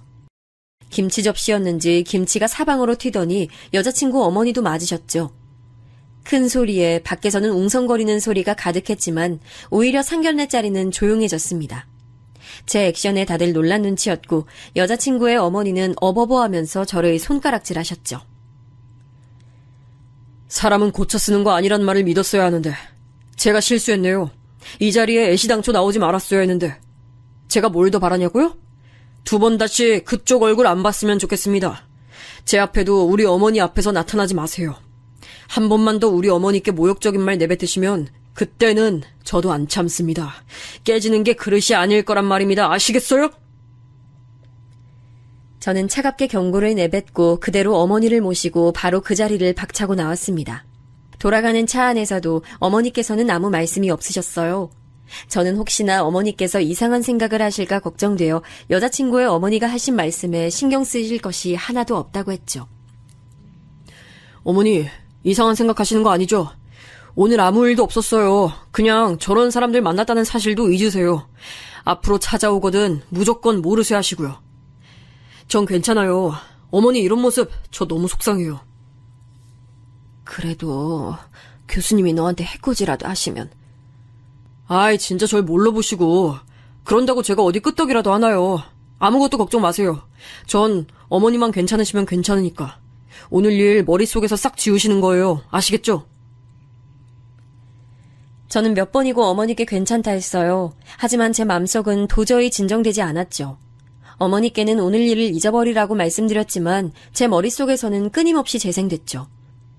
뜬 눈으로 밤을 샌 저는 출근하자마자 교수님께 불려갔습니다. 교수님께서는 제가 들어서자마자 잿더리를 제게 던지시더군요. 아슬아슬하게 제 곁은 지난 잿더리는 산산조각이나 제 발밑으로 떨어졌습니다. 놀라지 않았다면 거짓말이겠지만 의외로 저는 차분하게 서 있을 수 있었어요. 감히 내가 앞에 있는데 어제 그러고 나가? 어디서 건방지게 주제를 모르고 덤벼? 내가 너 수술 실력 그거 하나 보고 마음에 들어서 내 딸이랑 만나보라고 했더니 아주 가관이야. 힘 좀 쓰고 다녔다는 소문이 인가 보지? 어제 제 잘못만 있는 건 아닐 텐데요, 교수님. 제 어머니를 그렇게 모욕하신 것에 대해 전 아무 사과도 받지 못했습니다. 물론 사과를 받고 싶어하는 말씀은 아닙니다만 제게 이렇게 화를 내신다는 것 자체가 말이 안 된다고 생각하지 않으십니까? 이 새끼가 끝까지 잘났지? 와이프가 말이 심했던가? 그래, 인정해. 실수했네. 근데 그 사람이 괜히 그런 말 했어? 다 너 잘 되라고 해준 말이잖아. 그걸 못 받아들이고 그따위 짓을 해? 교수님은 입에 거품까지 물 기세로 화를 내시더니 앞으로 두고 보자는 말을 마지막으로 제게 당장 나가라고 했습니다. 어머니의 기우가 어쩌면 맞을지도 모르겠다는 생각이 들었어요. 저도 바보 같았던 것이 생명을 앞에 두고 감정을 내세워 일을 할 것이라고는 생각하지 못했죠. 교수님은 치졸하게 나오셨어요. 제 당직 시트를 바꿔두시는 것은 물론 응급학과에 손이 부족하다는 명분으로 저를 응급학과로 보내기도 하셨죠. 제 근무표는 수술 아니면 당직으로 가득했습니다. 이런 생활이 일주일은 넘어가자 동기들도 이건 아니다 싶었는지 자기들이 하루 띄워줄 테니 집에 가서 좀 쉬라고 권해줬습니다. 집에는 어머니가 계셨습니다. 장사는 어쩌고 집에 계시느냐고 물었지만 어머니께선 얼버무리시면서 대답을 하지 않으셨죠. 저는 뭔가 수상하다는 생각이 들어 저와 가게를 같이 가자고 했습니다. 화들짝 놀라신 엄마는 혼자 가시겠다고 허둥거리셨어요. 전 무언가 잘못되어 간다는 확신이 들어 말리시는 어머니를 뒤로하고 가게로 나갔습니다. 어머니 가게엔 임대라는 글씨가 크게 붙어 있었습니다. 이게 무슨 소리냐고 물었지만 어머니께서는 쉽게 말씀하지 않으셨죠. 옆 건물 과일가게 이모님이 혀를 차시며 제게 말씀하셨습니다. 아니, 무슨 갑자기 이 건물 주인이 바뀌었다고 하더니만 언니네 가게 당장 빼라고 난리도 아니었잖아. 아유, 게다가 무슨 계약 기간이 얼마 안 남았다며? 재계약 안 한다고 당장 나가라고 아주 뭐 그런 인간들이 다 있나. 아유, 말은 들어보지도 않고. 아유, 그나저나 언니는 왜 거기서 말도 못하고 있었어? 뭐라고 따지든가. 건물주가 그 지랄을 하는데 한마디도 안 하고. 저는 혹시나 하는 생각이 머릿속을 스치고 지나갔습니다. 혹시 여자친구의 어머니였냐고 물었더니 어머니께서는 사색이 되면서 아니라고 하셨죠. 하지만 그런 어머니의 모습은 제게 충분한 대답이 됐습니다. 그때였습니다. 어머, 이게 누구야? 닥터 최, 여기서 나 보네? 한가한가 봐. 여자친구의 어머니는 이곳과는 전혀 어울리지 않는 복장으로 나타났습니다. 저는 이게 다 무슨 짓이냐고 물었죠. 여자친구 어머니는 어깨를 으쓱 하시더니 입가에 조소를 띄운 채 제게 말하셨습니다. 닥터 최가 어떤 행운을 발로 찼는지 직접 보여주려고 그러지. 아니다. 던진 건가? 하여튼 이번 기회에 주제도 좀 가르쳐주고 그렇게 자랑하는 수술 실력 따위가 무슨 소용이 있는지 직접 겪어보라고. 그래야 정신을 차릴 거 아니야. 안 그래? 모든 일이 다 마음대로 될 줄 아신다면 아직 저에 대해서 잘 모르시는 겁니다. 제가 어떤 놈인지 두고두고 기억하게 만들어드리죠. 여자친구의 어머니는 제 경고에도 비웃기만 하더니 가게 빨리 정리하라는 말만 남기고 가버렸습니다. 우선 저는 어머니께 새 자리를 알아볼 때까지 좀 쉬셨으면 좋겠다고 말씀드렸어요. 어머니께서는 혹시나 제가 위험한 행동이라도 하려는 건 아닌가 싶으셨는지 불안한 눈빛이셨지만 저는 다 좋아질 것이라 말씀드렸죠. 저는 우선 친구놈 중 하나를 찾아 법적으로 문제가 있는 건 아닌가부터 확인을 했지만 뾰족한 수가 있진 않았어요.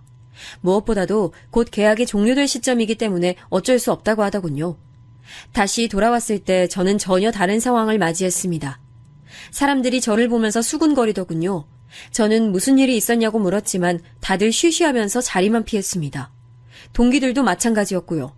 그러던 와중 간호사 선생님들께서 나누는 이야기를 우연히 듣게 됐어요. 최쌤 얘기 들었어요? 이번에 지방으로 가신다면서요? 그럼 그 많은 수술을 누가 해요? 내 말이 최쌤처럼 신속 정확하게 하시는 분이 어딨다고 그런 분을 지방으로 보낸다는 거야. 이번에 한 교수님 딸이랑 파토나서 그렇다던데. 결혼하는 줄 알았는데 얼마 전에 파혼했대요. 간호사들은 지금 시대가 어느 때인데 그걸로 사람을 보내느냐 너무하다 등등의 이야기를 신나게 하고 있었습니다. 조용히 듣고 있던 저는 차라리 병원을 그만둘까도 생각했어요. 이렇게 불합리한 대우를 받느니 제게 컨택해오던 다른 병원으로 옮기는 게 더 낫지 않을까 싶었죠. 하지만 한편으론 이렇게 옮긴다 한들 과연 나아질 수 있을까 싶기도 했어요. 저의 지방 발령에 대한 소문은 점점 구체화되기 시작했어요. 그에 맞춰 교수님의 괴롭힘은 더 심해졌죠. 엎친 데 덮친 격으로 어머니 가게도 좀처럼 구해지지 않았어요. 괜찮은 곳이다 싶으면 터무니없는 값을 부르더군요. 심지어 계약 직전에 갑자기 계약 내용을 바꿔버리는 것도 있었고요. 이런 일이 반복되자 저도 더 이상은 정직하고 정상적인 방법으로는 상대할 수 없다는 생각이 들었어요. 저는 중학교 시절 어울려 다녔던 친구에게 연락해 정보를 좀 구할 수 없겠냐고 물었죠. 흥신소를 하고 있는 친구는 어렵지도 않다고 말하며 교수와 여자친구 어머니의 속옷 색깔까지도 알아와 주겠다고 했죠. 저는 친구의 연락을 기다리면서 의국에서 돌고 있던 소문 하나에 대해 알아보기 시작했어요. 교수님께서 본인의 수술을 대신 시킨단 말이 있더라고요. 예전에 저도 경험은 있었거든요. 교수님께서 급히 팔을 다치셨다고 중요한 수술인데 더 이상 미룰 수 없다고 하시면서 제게 대신하라고 하셨던 적이 있었어요.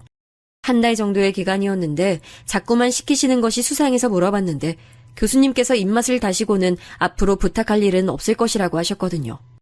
그런데 저보다 아래 기수들 사이에서 교수님의 수술을 대신하는 경우가 있다는 소문이 돌더라고요. 동기들 단톡방에도 올라왔고요. 저는 수술방 기록을 확인했죠. 신기하게도 교수님의 수술들은 다양한 이유로 녹화가 되지 않았거나 화질이 엉망이더라고요.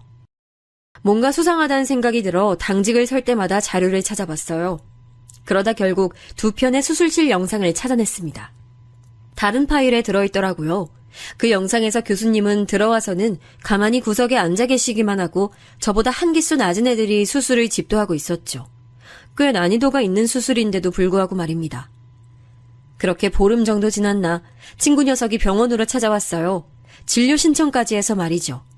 저는 곁에 있던 간호사에게 잠깐 자리를 비켜달라고 부탁하고는 친구에게 부탁한 정보에 관해 물었어요. 친구는 아주 재미있는 사진이 몇 장 생겼다고 하면서 두터운 종이봉투를 쥐어줬죠. 너 아주 재밌는 사람들을 알아봐달라고 하더라. 뭐 어디다 쓸 건진 모르겠고. 친구야, 이왕 잘 나가는 의사 되는데 쭉쭉 성공해라. 저는 의뢰비를 주겠다고 얘기했지만 친구는 우리 사이에 쓸데없는 소리 한다고 제게 욕을 내뱉곤 유유히 나갔습니다. 어떤 사진이 있기에 재밌다고 말하는 건지 궁금해 미칠 것 같았지만 저는 당직 시간이 돌아올 때까지 꾹 참았습니다. 남은 사람이 저밖에 없다는 걸 확인한 저는 제 방에서 봉투를 열어봤죠. 제약회사 사람들과 회동을 가지는 사진들이 많이 보였어요. 비싼 술집에서 술을 마시고 나오는 장면부터 시작해서 차를 바꿔 타는 모습까지 아주 다양했습니다. 그리고 그 사이에서 정말 충격적인 사진이 보이더군요. 왜 친구가 재밌다고 표현했는지 알겠더라고요. 여자친구의 어머니가 한 남자와 호텔 뒷문을 드다드는 모습이었죠. 그 남자의 정체는 교수님의 조교였고요. 친구 조사에 의하면 두 사람 관계는 꽤 오래 이어왔더군요. 그뿐만이 아니었습니다. 교수님 역시 2집 살림 중이었죠. 빠르게 자료를 읽어본 저는 됐다. 이것만 있으면 충분하겠다는 생각이 들었어요. 다음 날 저는 교수님을 찾아가 불합리한 당직을 그만하겠다고 했어요. 교수님은 그 이야기를 왜 자신에게 와서 하느냐며 자신은 모르는 일이라고 딱 잡아대더군요. 교수님, 저만 그런 줄 알았는데 요즘 수술 본인이 하지 않으시더라고요. 교수 이름 달고 하는 수술인데 한참 어린애들이 대신하고 있고. 제가 처음이었습니까? 저도 짧은 시간이지만 교수님 수술 대신한 적이 있지 않습니까? 교수님은 잠시 놀라는 눈치긴 했지만 여유롭게 웃으며 말씀했어요. 이 일이 밝혀지면 나만 위험한가? 여럿 걸려있는데 그 사람들까지 다 해서 함께 죽을 자신은 있고. 저는 이렇게 나오실 걸 당연히 예상하고 있었기에 그러실 줄 알았다고 하고는 다음 사진을 내밀었습니다. 제약회사 사람들에게 접대받는 모습이었죠. 이번에는 확실히 얼굴이 좀 굳어지셨죠. 교수님은 이런 사진으로는 아무것도 증명할 수 없다고 언성을 높이셨죠. 그렇다면 이 사진은 어떻습니까? 가장 하이라이트가 될 사진인데. 저는 교수님이 숨겨둔 또 다른 집과 불륜관계의 여성의 사진을 내밀었습니다. 순간 교수실이 고요해졌습니다. 멍하게 사진을 바라보던 교수님은 제게 달려들어 사진을 빼앗으려 했죠. 저는 순순히 사진을 넘겨드렸습니다. 넌 이 사진은 어디서 사람 묻혔어? 감히 내 뒤를 캐고 다녔던 거야? 우연히 걸려들었죠. 제약회사에게 뇌물이나 좀 받았을 줄 알았지 불륜이라니. 그것도 다른 병원 의사랑 말이죠. 이분 세미나에서 몇 번 봤던 것 같은데 아닙니까? 그것도 우리랑 연구 결과를 두고 경쟁 중인. 교수님은 입만 뻐끔거리면서 아무 말씀도 못하셨어요. 저는 교수님께 모든 것에 대해 입을 다물어 드릴 용의가 있다고 말했죠. 교수님께서 의국에서 장난질 그만하신다면 저는 이 모든 것을 다 묻고 갈 수 있어요. 당연히. 그리고 하나 더. 여자친구 어머니께서 저희 어머니 가게 건물을 사서 장난질을 하시던데 그것까지 막아주시면 이 사진은 제가 없애드리죠. 교수님은 믿어도 되겠냐고 몇 번이나 확인을 하시곤 알겠다고 하더군요. 3시간 정도 지나고 나니 당직표가 수정됐다고 하면서 동의들이 저더러 이제 집에 갈 수 있겠다고 축하해 주더라고요. 그리고 분원으로 가는 의사는 우리 과가 아니었다고 하더라고요. 그렇게 저를 괴롭히던 일들이 딱 3시간 만에 정리가 됐습니다. 저는 바로 오프를 내고 어머니 가게로 달려갔습니다. 어머니께서는 한창 가게를 정리 중에 있으셨죠. 저는 아직 아무 연락이 없었느냐고 했더니 어머니께서는 아무것도 모른다는 얼굴로 저를 바라보셨어요. 그때였죠. 여자친구의 어머니가 씩씩거리면서 들어왔어요.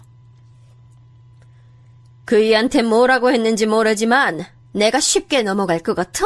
웃기지 마.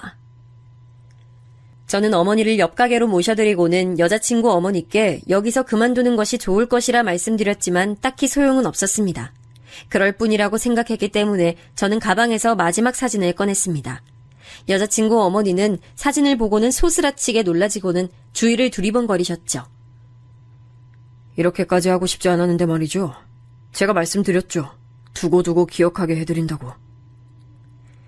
여자친구 어머니는 온몸을 사시나무 떨듯이 떠시면서 저와 사진을 번갈아 보셨죠.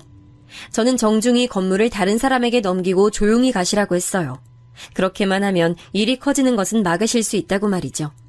여자친구 어머니는 한마디 대꾸도 못하고 나가셨고 다행히 어머니의 가게는 정상으로 돌아올 수 있었답니다. 물론 일을 이대로 끝낼 생각은 추호도 없었습니다. 아무 죄 없는 여자친구에겐 미안했지만 저는 진실을 알아야 하는 사람들에게로 사진을 보냈죠. 제약회사와의 사진은 병원장님께, 불륜 사진은 서로에게 말이죠. 다음날 출근하니 한바탕 난리가 나 있었습니다. 교수님이 조교의 멱살을 잡고 뺨을 날리고 계시더군요. 무슨 일이냐고 묻자 동기 하나가 속삭이듯 말했습니다. 교수님 와이프랑 조교가 아주 뜨거운 사이였단다. 교수님 완전 눈 돌았잖아. 일은 거기서 끝이 아니었습니다. 여자친구의 어머니가 의국으로 들어오고 있었죠. 교수님은 무슨 얼굴로 여기를 오느냐고 소리를 지르셨습니다. 조교의 얼굴을 힐끗 본 여자친구 어머니는 제가 보내드린 사진을 교수님의 얼굴에 던지더군요. 다른 병원 의사랑 바람난 넌 뭐가 그렇게 잘났는데? 나만 바람났어? 너는? 여자친구 어머니의 한 방에 로비에 모여있던 사람들은 깜짝 놀라며 수군거렸습니다. 바닥에 떨어진 사진을 몰래 주워 확인한 한 의사가 같은 프로젝트를 두고 경쟁관계에 있는 곳의 교수라고 얘기를 했고 분위기는 웅성거리는 듯 점점 커졌습니다. 말 그대로 개판이 됐죠. 교수님의 얼굴은 붉어지다 못해 거의 검붉게 변하고 있었어요. 너 이 새끼 약속을 어기고! 저를 발견하신 모양인지 교수님은 제가 서 있는 쪽으로 달려드셨어요. 저는 괜히 다른 의사들이 다칠까 싶어서 한 걸음 다가가 저를 잡으려는 교수님의 팔을 잡아 비틀었습니다. 온갖 쌍스러운 말을 내뱉으시면서 모든 일이 다 저 때문이라고 하셨죠. 저는 조용히 속삭였습니다. 교수님, 제가 분명히 말씀드렸죠. 건들지 마시라고. 다음에는 깨지는 게 그릇이 아닐 거라고. 교수님은 더 큰 소리로 소리를 지르셨지만 그 모습도 잠시 곧 경비를 담당해 주시는 분들이 오셔선 여자친구 어머니와 교수님을 밖으로 끌어냈어요. 그날 저녁 교수님은 책상을 뺏기고 쫓겨났어요. 모든 것이 순식간에 정리가 됐죠. 교수님이 제게 달려들었던 것 때문인지 그의 퇴출과 제가 연관되어 있을 것이라고 뒤에서 이야기들이 많았습니다. 동기들 중 일부는 진짜냐고 제게 묻기도 했고요. 저는 아무것도 모른다고만 이야기했습니다. 우여곡절 끝에 그렇게 저는 만나지 않았으면 좋았을 인연을 정리했습니다. 그리고 모든 것이 희미해질 때쯤 지금의 아내를 만났어요. 저처럼 가족을 가장 먼저 생각해주는 사람이죠. 얼마 전 차를 타고 가는데 아이와 함께 걷고 있는 전 여친을 봤습니다. 그날 이후로 늘 마음 한구석에는 그녀에 대한 죄책감은 있었거든요. 그 일을 후회하고 있진 않지만 전 여자친구를 조금도 배려하지 않았던 것도 사실이니까요. 만약 전 여자친구가 이 사연을 듣고 있다면 제가 많이 미안해하고 있다고 말하고 싶네요.